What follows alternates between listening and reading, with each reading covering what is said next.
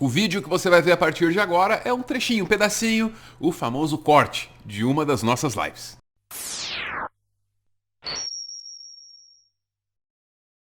Eu vou dar um exemplo visual para vocês. Isso aqui saiu do Twitter da Mari Saito, que é correspondente da Reuters para a Ásia e está cobrindo a Olimpíada de Inverno lá na China, certo? De dentro. Ela está dentro de uma das chamadas bolhas sanitárias, quer dizer, os jornalistas e profissionais com quem ela convive é um grupo delimitado e ela não pode conviver com ninguém além disso. Aí tem o pessoal do hotel, né, Ana? Com quem ela vai conviver diariamente. Só que como é que o pessoal do hotel está vestido? Saca só o bartender. Caraca!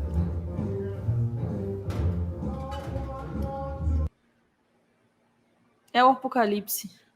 O bartender na China atendendo os jornalistas que estão cobrindo lá as Olimpíadas de Inverno, né?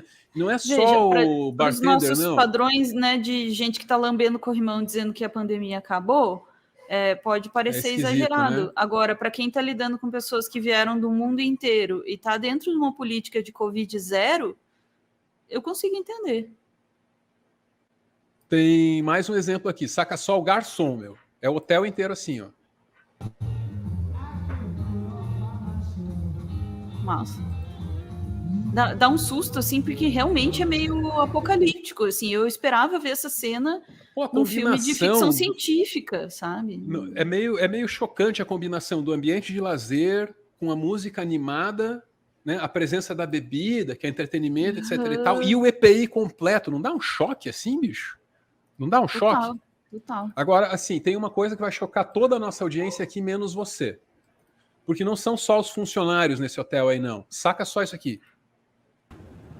Isso é o robô detetizador, bicho. De novo, olha lá, que é curtinho o vídeo que ela fez. Olha isso, brother. Robô detetizador na China lá, aí a gente já tá, o bartender aí de novo, também servindo com EPI completo, né? O garçom ali a gente já tinha visto. Essa é a realidade, então, que está presenciando aí a imprensa internacional ao cobrir os Jogos de Inverno, né? Coisa assim impressionante, tá? E no começo eu fiz questão de frisar, né? Pode parecer maluquice? Pode. Para os nossos padrões ocidentais. E aí eu queria recomendar aqui ao menos um conteúdo, Ana, para a gente compreender melhor o que é isso que a China está vivendo. Essa reportagem do UOL, publicada aí no finalzinho do ano passado, dá uma medida para a gente do que é essa política chinesa de Covid-0. Ana, eles fazem testes em massa. Cidades com assim, milhões de habitantes foram testadas 2, 3, 4 vezes. Então, é muito, muito teste mesmo. Aí, acontece de em algumas regiões você tem um aplicativo. E o aplicativo lá tem cores, estabelecendo até onde você pode circular, se não pode. Verde pode circular em todos os lugares, amarelo já tem um pouco mais de restrição, vermelho nem pensar. E aí, se alguém no seu condomínio tiver Covid, você já amarela ali. Até tá testada, você não ganha o seu verde de novo. Olha lá, ó, reportagem do UOL, que a gente está trazendo aqui, a Ana vai fazer ali a leitura para a gente, né? Da Carla Viveiros, que escreveu lá direto da província de Xi'an. A vida Big Brother de uma brasileira sob o regime Covid-0 na China. Assim que confirmado um caso de transmissão local, o primeiro passo é localizar todos que tiveram contato com aquela pessoa. Isso é feito pelos QR Codes que somos obrigados a apresentar em shoppings, mercados, transportes públicos, hospitais, prédios do governo, condomínios, atrações turísticas, prédios comerciais. Cada cidade e província tem seu próprio código. Quando você viaja, deve apresentar o QR Code do lugar onde estava antes. Esses códigos operam em um sistema de cores e contêm informações sobre a vacinação e o último teste de Covid-19 realizado pelo usuário. Então dá para ver que o esquema mesmo é rígido, né? Eu Não, muito absolutamente organizado. organizado mesmo. Absolutamente recomendo a leitura da reportagem da Carla Viveiros, que escreveu direto de Xi'an para o Tab UOL. Você acha facinho lá, jogando o título da reportagem no Google. Tá? Não é o único conteúdo brasileiro que eu recomendo sobre a maneira como a China continua lidando com a Covid.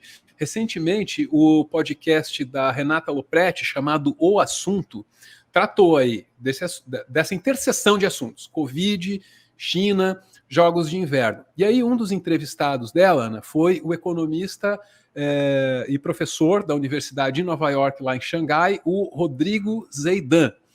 E é do Rodrigo que eu tirei a frase que eu mencionei aqui. Parece uma loucura? Parece, para os padrões ocidentais. Diz o Rodrigo que para a China, doideira, loucura, maluquice é fazer o que a gente faz, que é conviver com o vírus todo dia, esperando uma imunidade coletiva por contágio. Né? E talvez, Ana, só talvez, eles é que estejam certos, porque aqui, veja o caso de Manaus, foram apostar na imunidade coletiva, acertaram numa porra de uma nova variante. Vamos ouvir um trechinho aí do podcast O Assunto? Bora! A gente tem questionado a sustentabilidade dessa política de Covid-0, principalmente diante do alto contágio pela Ômicron. Já tem casos de Ômicron em todas as grandes cidades chinesas. Do ponto de vista do governo nacional, você entende que a intenção é manter a estratégia apesar dos desafios? Eu entendo que sim. Eu acho que o governo vai manter essa estratégia, inclusive que é uma estratégia com altíssimo apoio popular. As pessoas criticam a China pela estratégia de Covid-0, as pessoas aqui dentro da China acham que o Ocidente é um bando de maluco, de estar vivendo com o vírus, deixando as pessoas morrerem aos borbotões, basicamente sem nenhum cuidado com as pessoas, dizendo não vou usar máscara, não vou me vacinar. Isso na sociedade chinesa é incompreensível, não tem nada a ver com o governo. Ana, na chamada mídia hegemônica, a gente é incentivado a duvidar de qualquer informação, sobretudo dados, que venham do governo chinês. E aí aparece, não o governo chinês, mas o economista, tá? O professor, aliás, da Universidade de Nova York, o Rodrigo Zeidan, dizendo, olha, aqui é assim, é duro, mas tem apoio popular e mais. Aspas aí para ele. Não tem nada a ver com o governo. Aí eu pergunto, doutora Ana, acredita que isso possa ter apoio popular numa sociedade com formação e ideias distintas das nossas? Eu acredito, sim. Uma população que tenha sido educada para entender como funciona uma pandemia, né, e entender que precisa de determinados cuidados e que, enfim, está vendo, né, a informação ser disseminada, né, corretamente, eu acho que tem grandes chances, sim, de aderir a uma política de cuidado e levar a sério, com a seriedade necessária, uma pandemia como essa, uma situação, né, para a nossa vivência inédita, né? Veja, é muito mais difícil fazer isso acontecer quando o governo está dizendo não use máscara, a vacina não funciona, né, pode aglomerar, aparecendo aglomerando. Então, estabelecer um padrão de comportamento, né, quando você, enfim, tem um padrão de comportamento, me parece fazível, né, em absoluto, assim, né?